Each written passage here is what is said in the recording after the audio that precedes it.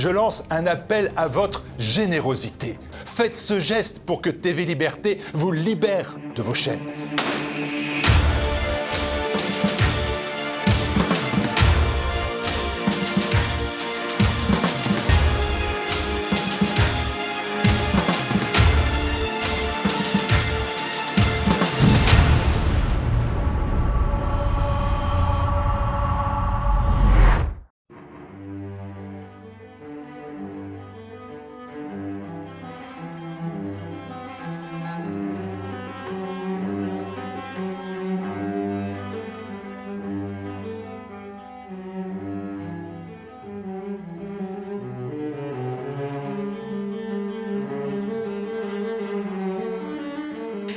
Chers amis de TV Liberté, bonjour.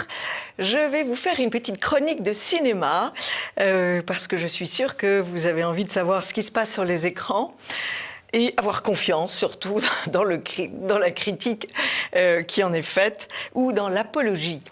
Alors, je commence par un petit coup de gueule. C'est ce film qui s'appelle Un petit truc en plus. Succès phénoménal, il a battu Intouchable, donc je suis allée le voir. Et en réalité, c'est assez sinistre. Ce petit truc en plus, eh bien, c'est le chromosome 21. Deux voleurs sont surpris dans une boulangerie, dans une bijouterie, et ils sont poursuivis et ils vont s'engouffrer dans un bus qui emmène une quinzaine d'enfants déficients mentaux, dont des trisomiques. Ils prennent, en réalité, ils se font passer pour le père et le fils étant malade, déficient mental lui aussi. Ça ne prend pas, les enfants comprennent très bien que ça n'est pas le cas. Le problème, c'est que ces voleurs prennent la place d'un ado trisomique qui, lui, va monter dans un autre car, celui de teufeurs, qui partent s'éclater, genre sex and drug, au bord de la mer. Et on voit des scènes de ce pauvre enfant jeté en l'air par les danseurs. Enfin bon, on n'a rien de drôle, donc déjà, on est catastrophé. Et puis, dans le bus, commence une diarrhée d'insultes, fils de pute, on t'emmerde, et autres grossièretés épaisses.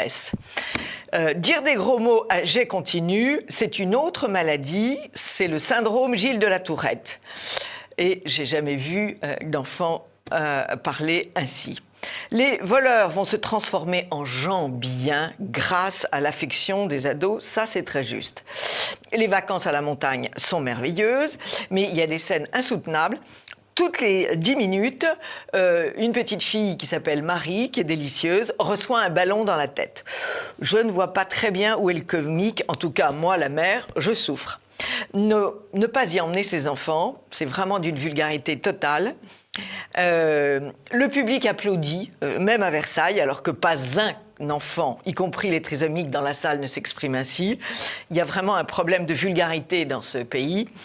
Et la morale de l'histoire, qui est très bonne, n'a pas à véhiculer de telles horreurs. Faites-le savoir, et je vous signale que les parents d'enfants trisomiques m'ont confirmé dans ce jugement. En salle aussi, le tableau volé. Alors, c'est la découverte d'un tableau d'Egon Schiele dans une modeste maison de l'Est de la France chez un ouvrier. En fait, ce tableau avait été donné par des Allemands qui l'avaient volé à un Français collaborateur ancien nazi. C'est une amusante description du milieu des experts et des commissaires-priseurs qui vont se battre pour faire monter et pour faire descendre le prix de ce tableau qui évidemment révolutionne tout le monde. Et il y a aussi une très belle description du milieu des ouvriers dans cette petite ville de l'Est.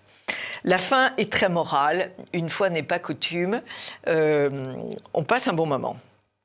Il y a un autre film qui ressort sur les écrans, et alors là, je vous invite à aller le voir, c'est The Square. Si les lois étaient appliquées, ça serait le carré. C'est la Palme d'Or de 2017, et c'est un film de Ruben Östlund. C'est une satire féroce de notre monde contemporain, sa bêtise à avaler tout cru, l'art contemporain, l'accueil inconditionnel des migrants, et tutti quanti. Il faut savoir que le cinéaste a remporté une seconde Palme d'Or avec Sans filtre, qui était l'histoire d'une croisière luxueuse dont chacun des participants est épinglé avec un humour cinglant. J'avoue que j'avais extrêmement aimé ces deux films. Le second étant très violent. Il y a des gens qui m'ont dit que c'était pas supportable. Moi, j'ai supporté. Tout ce qui permet de se moquer des crétins de notre époque est très intéressant. Et il avait réalisé aussi Snow Therapy sur l'égoïsme en béton de l'occidental moyen. C'est l'histoire d'une famille, papa, maman et 2 enfants à la terrasse d'un restaurant de haute montagne. Une avalanche arrive et que fait l'homme ? Il prend ses gants et il s'en va sans s'occuper du tout de sa famille. Le politiquement correct dans les films de Ruben Östlund est parfaitement laminé. 2 autres films anciens qui ne sont plus sur les écrans, mais que vous allez retrouver à la télévision, donc il ne faut pas les rater. C'est La jeune fille et les paysans. C'est tiré d'un roman polonais dont l'auteur a reçu le prix Nobel de littérature au début du siècle. C'est un film aux images absolument éblouissantes, tout simplement parce que le couple de réalisateurs a fait repeindre toutes les scènes, toutes les photos par des peintres. Et donc ça donne un film d'une très belle esthétique, une très belle esthétique. Et d'ailleurs, l'affiche du film, on le voit, c'est une copie de La jeune fille à la perle de Vermeer. Nous sommes dans un village et une jolie paysanne sème bien malgré elle la jalousie chez les femmes et un désir érotique forcené chez les villageois. On a oublié cet adage de Jean de La Varande, « Une jolie femme, c'est du crime qui marche ». Cette jeune femme s'en sortira, mais c'est un miracle. Encore une fois, très beau film. Ne pas aller le voir avec des enfants. Et puis, il y a un autre film magnifique, c'est le film d'Anne Fontaine, qui s'appelle Boléro, et qui est bien sûr la biographie de Ravel. C'est un superbe film, superbe musique, et il faut aller retrouver le musicien dans sa maison de Montfort-l'Amaury. Alors, il y a aussi les productions sages, qui sont des CD que l'on peut acheter sur le site de Productions Sages. Et j'ai vu 3 films que j'ai beaucoup aimés, 4 même. Opération Prophète. C'est la vie du cardinal polonais Wyszynski qui, vous le savez, a été emprisonné, il a été torturé et quand il en est sorti, il a négocié pied à pied avec le régime soviétique rouge et ce qui est détonnant, si vous voulez, c'est que ces négociations nous rappellent étrangement les rapports que nos évêques peuvent avoir aujourd'hui avec nos régimes anti-cléricaux. Le cardinal Wyszynski est aussi celui qui a distingué le jeune homme qui deviendra le futur Jean-Paul II. Autre film... Alors, ce sont tous des films catholiques, donc ceux qui n'en sont pas s'abstiendront. Mais pour les autres familles, c'est extrêmement utile parce que ça fait des soirées en famille très merveilleuses et qui font parler les enfants. L'autre film, le deuxième film, c'est Le prêtre du rosaire. Alors, le prêtre du rosaire, c'est un Irlandais qui est parti en Amérique dans les années entre les 2 guerres, bien sûr pour trouver du travail.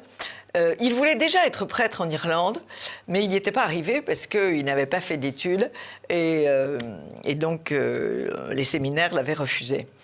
Il arrive aux États-Unis et la providence est extraordinaire. Le seul travail qu'il trouve, c'est gardien d'une cathédrale. Alors évidemment, il est à son plus grand bonheur. Il deviendra prêtre et il aura l'idée d'une croisade pour le rosaire avec cette devise « Une famille qui chaque jour prie ensemble reste ensemble ». Il mourra dans les années 90 après avoir rempli des stades entiers de millions de gens.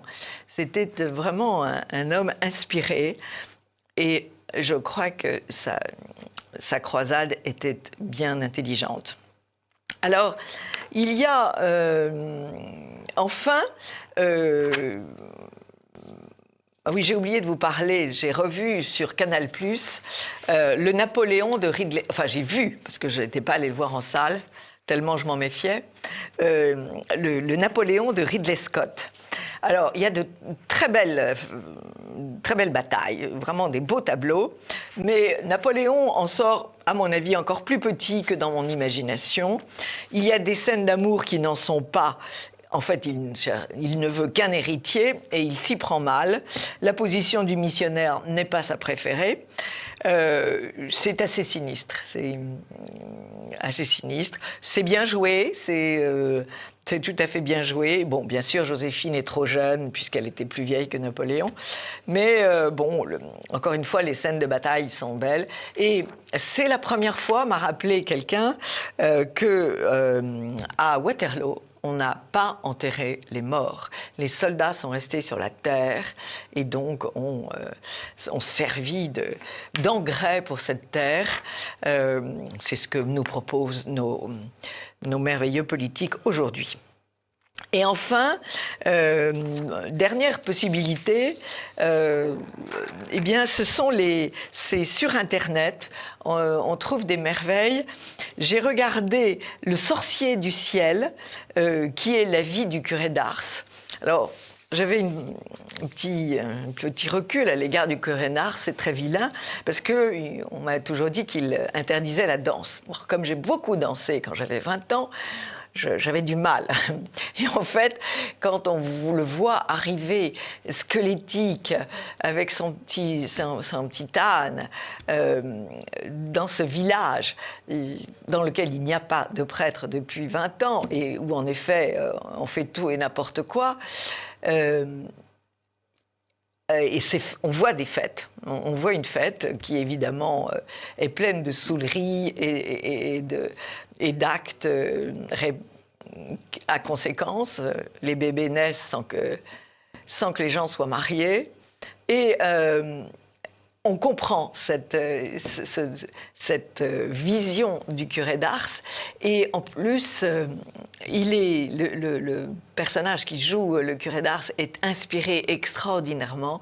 Et on voit que le curé d'Ars a été interpellé par le grappin, c'est-à-dire le diable, toute sa vie. C'est vraiment un très beau film. Et puis, dernier film, c'est un film d'anticipation qui s'appelle Soleil vert. Alors, ça, il faut le montrer, il faut le voir en famille. C'est un film qui est déjà ancien, il a 25 ans. Nous sommes dans une ville tout à fait moderne. Les pauvres sont dans la rue, font cuire tout ce qu'ils trouvent dans la rue. Seuls les très riches ont un appartement. Et ils sont la nourriture. Seuls les très riches ont droit à des légumes frais et de la viande. Les autres mangent des biscuits et des biscuits verts ou des biscuits jaunes. Et les autorités de la ville ont inventé de faire manger aux pauvres les cendres des personnes qu'ils ont euthanasiées. Alors, la scène d'euthanasie est fantastique. On est introduit dans une très belle salle. On peut choisir sa décoration, une scène de mer ou une scène de campagne, une scène de montagne. On choisit aussi sa musique. On est piqué. Et après, on va servir à nourrir les petits copains qui sont restés en vie. Voilà. Le problème, c'est que nous y sommes presque. Donc on a intérêt à se documenter. Voilà, chers amis de TV Liberté. Et je vous signale aussi que sur les marchés, il y a toujours des étalages de CD d'occasion et on trouve de très grands films à voir pour 3 francs 6 sous. À très vite, chers amis de TV Liberté.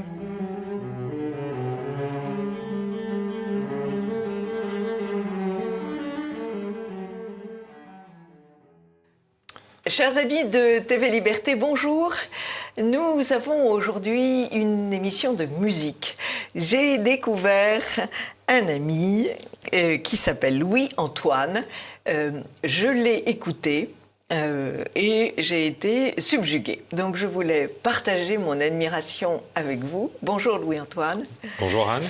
Vous êtes un musicien engagé. Comme on disait de mon temps, vous, ce n'est pas pour la guerre au Vietnam, vous, c'est pour la Vierge. Très simple. Jésus et tout simplement Dieu. Comment est-ce que vous avez décidé de chanter? Vous jouez de la guitare depuis toujours? J'ai une formation de percussion classique et de solfège. J'ai commencé la guitare à 15 ans à peu près, avec une volonté d'écrire des chansons. Oui. Et donc voilà, je suis autodidacte en guitare et en écriture et en composition. Et voilà, on peut dire que j'ai bourlingué dans tous les styles de musique possibles avant ma conversion. Et puis je suis de retour avec un album de chansons à la gloire de Dieu et de la France et du roi. Album que l'on trouve donc sur le site tout simplement, Dieu, tout attaché, Dieu, la France et le roi, .fr. Tout attaché. Avec un Y. Alors, d'abord, je voudrais dire aux auditeurs que j'écoute beaucoup de musique, c'est ma passion. Je chante, moi aussi, pas tout à fait le même registre. Et il y a des tas de gens qui nous envoient leur musique sur Internet. Il n'y a pas souvent de mélodie. Ce qui m'a frappé chez vous, c'est 1, la mélodie, et 2, la poésie des paroles. Vous savez rimer, vous savez aller à l'essentiel, vous savez faire passer un message. Donc ça, c'est quand même très, très bien. Et deuxième réflexion, j'ai compris, en lisant vos textes, que vous étiez très, très engagé. Et en fait, vous êtes converti depuis... Je suis converti depuis... j'ai été baptisé le 31 mars 2018, à l'âge de 23 ans. Oui. Et la conversion s'est faite en plusieurs étapes. Elle a pris son temps à mûrir et à informer ma vie, comme disait Bernanos. Et je dirais que j'ai eu une seconde conversion lorsque j'ai découvert Monseigneur Lefebvre, la messe tridentine et la fraternité Saint-Pédis quelques années après. Qui est venu compléter un peu cette... D'accord. Et avant, vous étiez très engagé aussi, mais dans un tout autre bord. Tout à fait. Sans Dieu. Sans Dieu, contre Dieu même. Et même contre Dieu. Oui, j'étais un peu... j'ai été marxiste à 14 ans, et puis anarchiste tendance bakounine à partir de 16 ans, donc on va dire la pire, enfin la plus sanguinaire, chapelle anarchiste, anti-chrétien revendiqué, et puis le bon Dieu qui a beaucoup d'humour s'est dit « Ah, celui-là, je vais le prendre et je vais le mettre au service de ma très sainte mère », et puis voilà. Ce qui est très normal, puisque quand on est très engagé, si on prend un virage, c'est pour être très engagé aussi. Bien sûr. Donc voilà. Alors, on va vous entendre dans cette dernière chanson qui est sur cet album, et qui s'appelle « Servus Mariae », c'est-à-dire « esclave de Marie ». Alors ça, c'est tout de même une sacrée appellation, parce que esclave a une très vilaine connotation aujourd'hui. Oui, mais il y a une définition assez simple, notamment le droit de vie ou de mort sur la personne, notamment se livrer intégralement à quelqu'un sans attendre de rémunération.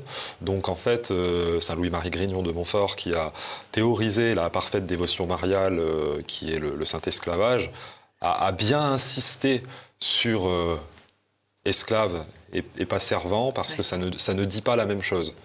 Et donc,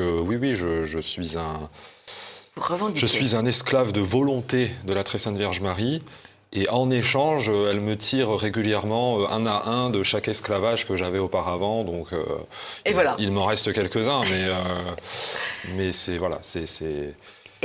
Saint Augustin nous disait ne considère pas que tu es contraint, mais à quoi tu es contraint, si c'est au bien ou au mal. Voilà. Donc c'est ça qui me. Et il y a de cités. Vous allez voir, chers amis de TV Liberté. Finalement, à quoi nous sommes asservis. Et je trouve que votre résumé est excellent. On vous écoute.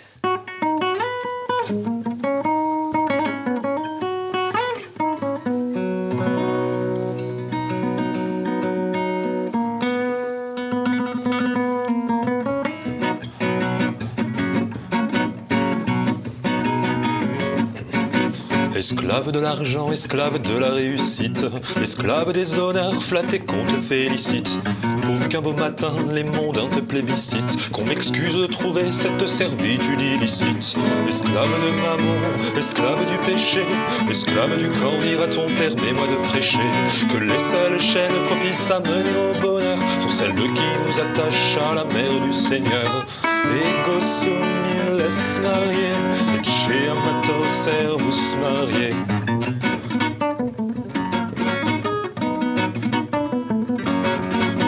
Esclave de la chair, esclave de la République, esclave des faux dieux, des balivernes ésotériques, prétendu libertaire, croulant sous un joug terrible, esclave du mensonge, du progressisme et ses dérives, rejoins les serviteurs de la plus bonne souveraine, sur qu'elle te sanctifiera au-delà de tes rêves. Rien n'est plus doux, plus délectable que d'être de ses fils, être prémuni du diable, de ses hydres et ses sévices. Ego sum laisse marier, et chez amator servus marier.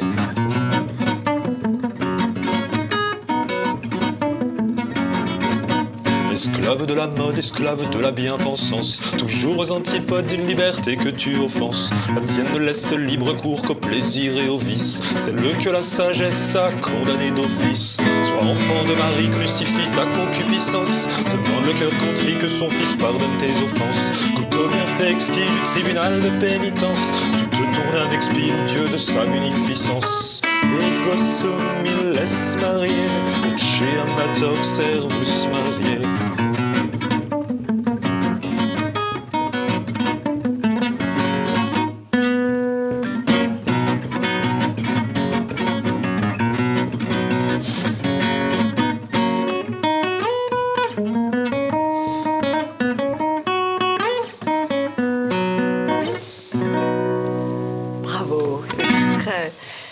C'est très entraînant, c'est très signifiant.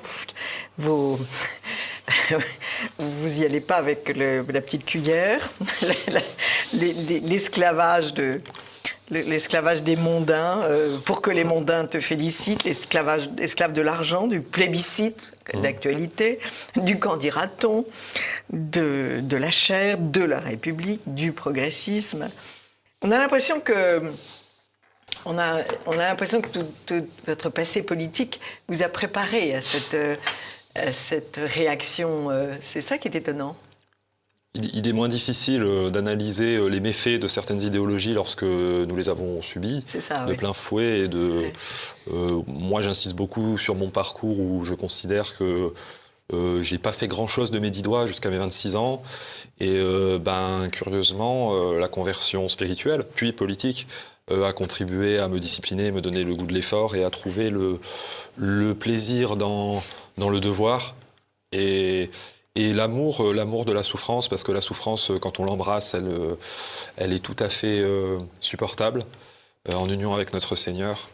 Et de toute façon, qu'on la rejette ou qu'on l'embrasse, on en aura forcément. Elle est là, oui. Ouais. Elle est là. Mais alors, comment vivez-vous ? Vous vendez un peu sur Internet ? Oui, tout à fait, modestement. L'album est sorti il y a 15 mois, donc j'ai vendu presque 800 exemplaires. Ah, bravo ! Et ça coûte combien, dites-moi un prix ? Il est à 12 € sur mon site. C'est très bien, ok. Et puis, voilà, j'essaye aussi de garder, parce que je ne renie pas tout mon passé et certaines choses que l'éducation que mes parents m'ont donnée aussi m'ont laissé. Et donc j'essaie aussi d'être un prolétaire de la musique, c'est-à-dire que tous les matins, je suis sur un marché différent dans le Royaume de France. Ah oui, vous chantez dans les marchés? Oui, voilà, je m'invite tout seul, et c'est la partie apostolique du projet, c'est-à-dire que l'entre-soi... je dirais que l'entre-soi dans des cercles plutôt catholiques traditionnalistes, royalistes, etc., me permettent de vivre. Mais il faut aller évangéliser. Et oui, il faut aller évangéliser. Et puis voilà, au chapeau sur les marchés, ça complète un peu mes revenus également. Et c'est génial les marchés, parce que moi, sur mon marché, j'ai un homme qui joue de l'orgue mécanique. De Barbarie. Et qui chante. Et à chaque fois que je l'entends, je suis absolument ravie. Alors, il chante des chansons d'Henri Dès. Au marché, tu peux tout trouver. Mais quelquefois, il y a un pianiste qui vient avec son piano, quand le temps est favorable. Et c'est vrai qu'un marché animé avec de la musique, c'est fantastique. Oui, souvent on me pose la question, étant donné le message de mes chansons, on me demande si je rencontre de l'hostilité. Oui, j'en rencontre, mais je rencontre surtout de la gratitude et de la sympathie. Ah oui? Oui, parce que déjà, les gens, ils n'écoutent pas forcément toutes les paroles. Ce qui passe, ils achètent leur... Et donc, les gens sont très contents de trouver un troubadour sur leur marché. C'est ça, c'est très médiéval, en fait, votre démarche. Tout à fait, et je voulais insister sur autre chose. Oui, c'est que j'ai un cheval de Troie qui s'appelle Georges Brassens, paix à son âme. Et Georges Brassens, c'est mon cheval de Troie dans le cœur des Français. C'est-à-dire qu'il me sert à me rendre sympathique au préalable auprès d'eux, parce que Georges Brassens, les marchés, c'est plutôt on va dire que c'est plutôt une tranche d'âge de 50 à 80 ans, la plupart des gens qui sont sur les marchés en semaine. Oui, absolument. Et Georges Brassens fait l'unanimité. Quelques chapelles politiques qu'on puisse être, tout le monde aime Brassens. Et donc en général, je chante 3 ou 4 Brassens, et puis une fois que les gens me trouvent sympathique, je chante Vive le roi. Voilà. Vous y allez doucement. Ouais. Brassens prêchait pour la messe en latin. Tout à fait. Tout à fait. Il n'a pas du tout aimé les changements. Alors vous avez aussi une optique politique bien précise en ces temps républicains et tyranniques. C'est carrément d'appeler au retour d'un roi. Du roi. Du roi. Puisqu'il n'y en a qu'un. Il n'y en a qu'un, absolument. Alors, vous avez un roi, je crois savoir. Oui, notre Seigneur Jésus-Christ est notre roi. Et son lieutenant est Louis-Alphonse de Bourbon, l'aîné des Capétiens, dit Louis XX, le duc d'Anjou. Monseigneur le duc d'Anjou. Monseigneur le duc d'Anjou, absolument. Et alors là, on va vous entendre dans une. Est-ce que vous avez je crois que vous avez une strophe sur le roi. J'ai des chansons sur le roi, sur Louis XX en particulier. Comme vous voulez, c'est vous qui choisissez. Vous voulez que je la chante en direct, ou nous la faisons passer peut-être aux auditeurs Ah oui, très bien, en voix off, si je puis dire. Très, très, très bonne idée.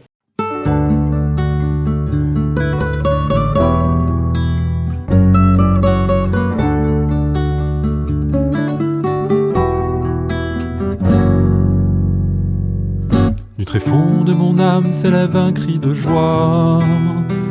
La volonté qu'il clame, Dieu la fit naître en moi. Une éternelle flamme, un espoir, un émoi.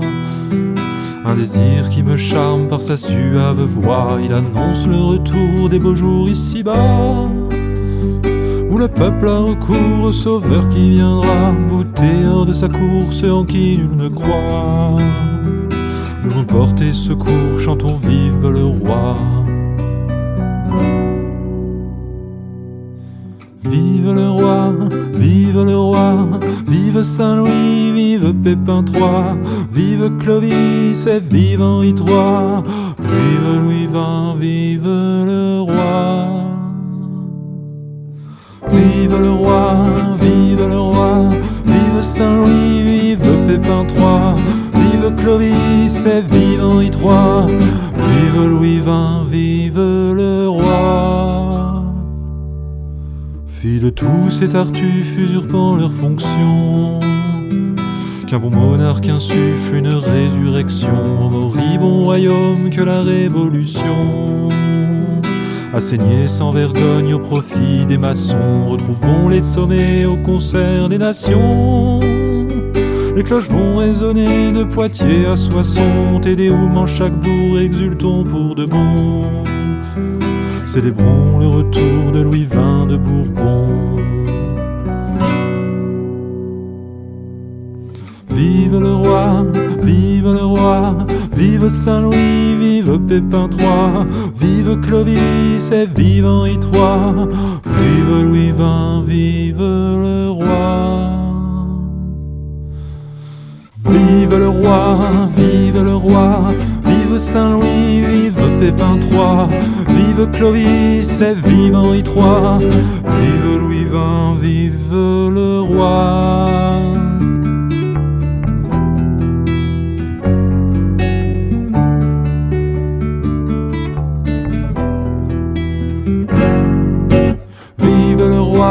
Vive le roi, vive Saint-Louis, vive Pépin III, vive Clovis et vive Henri III, vive Louis XX, vive le roi.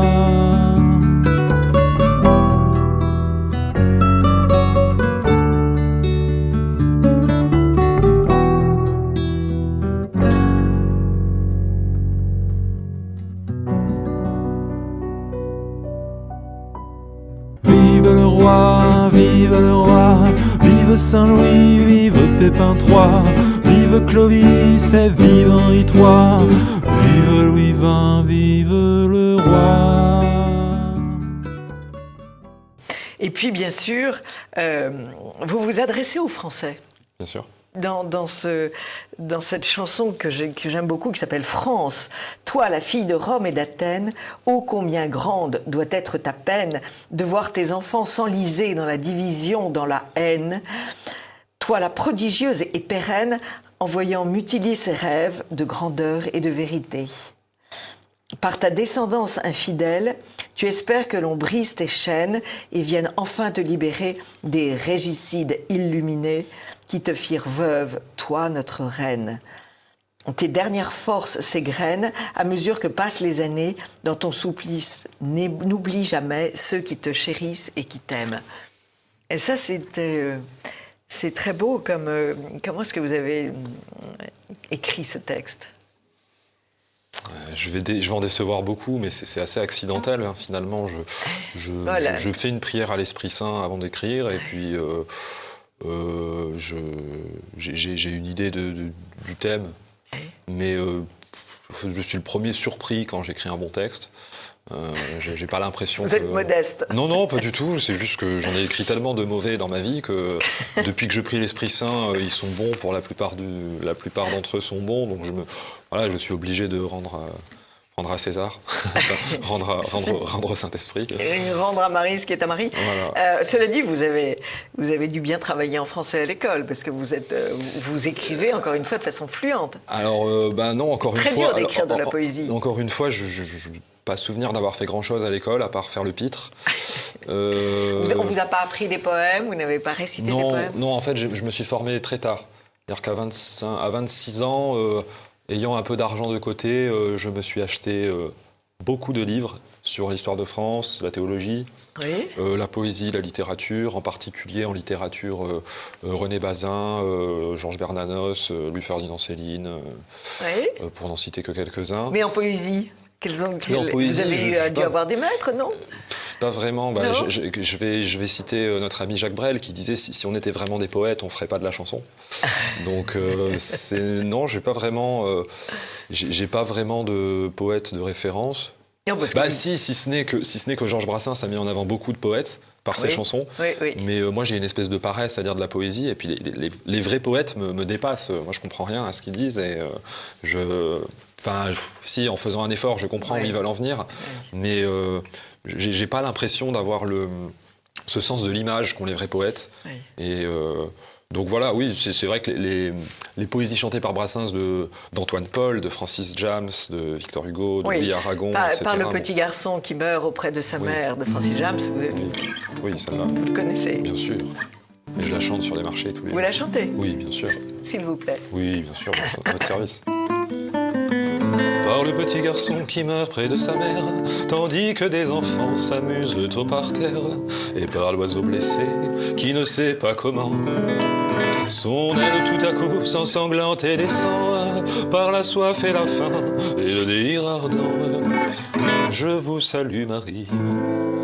Par les gosses battus, par l'ivrogne qui rentre, par l'âne qui reçoit des coups de pied au ventre, et par l'humiliation de l'innocent châtié, par la Vierge vendue qu'on a déshabillée, par le fils dont la mère a été insultée.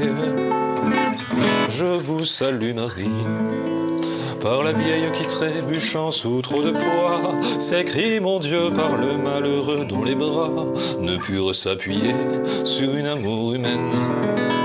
Comme la croix du Fils sur Simon de Cyrène, par le cheval tombé sous le chariot qu'il traîne. Je vous salue Marie. Par les quatre horizons qui crucifient le monde, par tous ceux dont la chair se déchire ou succombe, par ceux qui sont sans pieds, par ceux qui sont sans mains, par le malade que l'on opère et qui geint, et par le juste mis au rang des assassins. Je vous salue Marie. Par la mère apprenant que son fils est guéri, par l'oiseau rappelant l'oiseau tombé du nid, par l'herbe qui a soif et recueille l'ondée, par le baiser perdu, par l'amour donné, et par le mendiant retrouvant sa monnaie. Je vous salue Marie. Par l'âne et par le bœuf, par l'ombre de la paille, par la pauvresse à qui l'on dit qu'elle s'en aille, par les nativités qui n'auront sur leur tombe que des bouquets de givre aux ailes de colombe, par la vertu qui lutte et celle qui succombe. Je vous salue Marie.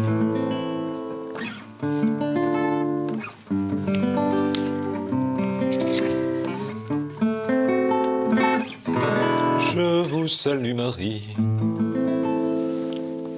Merci beaucoup. J'ai ajouté la sixième strophe que Georges Brassens ne chante pas, mais qui est dans le kit. Qui est dans le poème, oui. Parce que la conclusion est absolument. Très belle. Alors, vous avez aussi un thème dans ce chant qui s'appelle Miserere Nobis, qui parle des Vendéens tués entre autres, par les Républicains, par les massacres de septembre, par les carmélites de Compiègne, pour tous les noyés de Nantes, pour les prêtres insermentés, pardonnez-nous Jésus. Ça, c'est un très beau... pour la très pieuse Élisabeth, pour la reine Marie-Antoinette, pour l'enfant roi Louis XVII. Peu de gens chantent ces massacres et ce souvenir douloureux. Oui.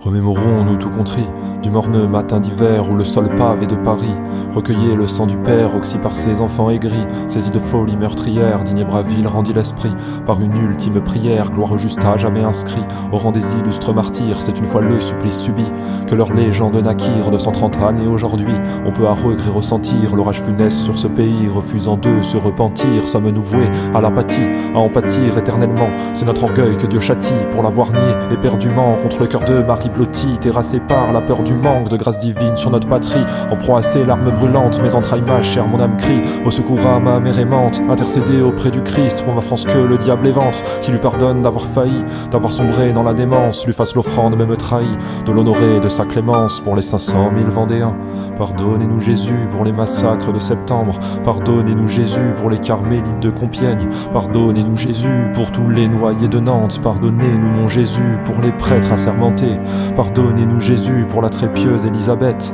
Pardonnez-nous Jésus pour la reine Marie-Antoinette. Pardonnez-nous Jésus pour l'enfant roi Louis XVII. Pardonnez-nous mon Jésus, n'oubliez pas que la France prie unie à votre sacré cœur. Espère en vous d'une foi ardente le seul rempart face à ses peurs. Vos enfants par milliers supplient encore à cette heure la très sainte Vierge Marie, jamais insensible à ses pleurs. Sauvez aussi la Sainte Église, sa beauté de l'intérieur, que les chimères libérales brisent, menant ses brebis dans l'erreur. Éloignez l'hydre mondialiste de vos fervents serviteurs, qu'enfin votre règne arrive en notre terrestre demeure. Revenons à cet échafaud, jeunesse de nombreux châtiments, frappant la fille aînée de Rome dans son calvaire lancinant, prolongé par tant de débâcles, de Waterloo à Sedan, autrefois portée au pinacle. La voilà déchue de son rang, Paris si triste, parricide. Repens-toi de tes crimes, que notre bon roi Placide pardonne à sous les cris. Souviens-toi de ta mission, ô combien tu fus précoce, toi la plus belle des nations, Gesta Dei per Francos.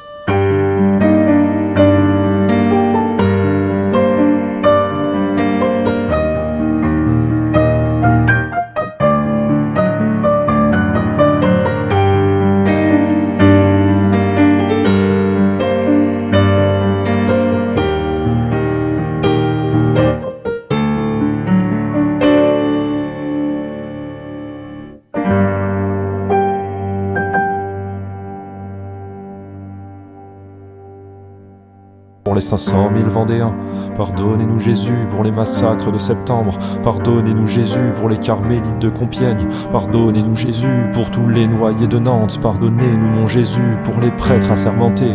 Pardonnez-nous Jésus pour la très pieuse Élisabeth.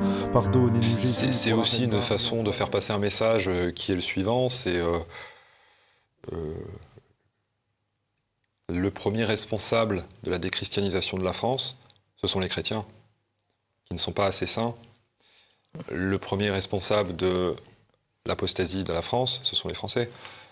Donc mon message dans Miserere Nobis, c'est oui, nous pouvons critiquer et combattre l'Empire, l'ennemi, appelons-le comme on veut, mais nous avons mérité ce châtiment et le maréchal Pétain, dans son testament, a dit « Seules vos larmes pourront arracher de Dieu son aide toute puissance et vous verrez renaître une aurore. » Il a dit ça aux Français. Et oui, ce Miserere Nobis, c'est une imploration, une lamentation pour que nous trouvons grâce auprès de Dieu et qui nous sorte de là. Louis-Antoine, merci beaucoup. C'est très rassérénant de vous entendre dans ces temps on ne peut plus perturber, où on dit tout et n'importe quoi. J'avoue que ça a été pour moi un petit miracle de vous entendre et de vous écouter et de vous admirer. Je vais d'ailleurs, si vous le permettez, mettre la première chanson que vous nous avez offerte sur mon blog, puisque c'est par mon blog que vous m'avez appelé. Et je vous souhaite beaucoup de chance et beaucoup de... Dites-nous de temps en temps si vous êtes dans la région parisienne pour qu'on puisse le signaler. Oui. Et moi, j'irai un jour sur un marché si c'est pas trop loin de chez moi. Je vais partout, donc vous n'aurez pas d'excuses. Et merci beaucoup d'être venu ce matin, d'avoir pris le train de loin pour venir réjouir les téléspectateurs de TV Liberté. Merci beaucoup, Louis-Antoine. Merci Anne, merci chers téléspectateurs, et que Dieu par sa très sainte mère vous bénisse. Merci. À très vite, chers amis de TV Liberté.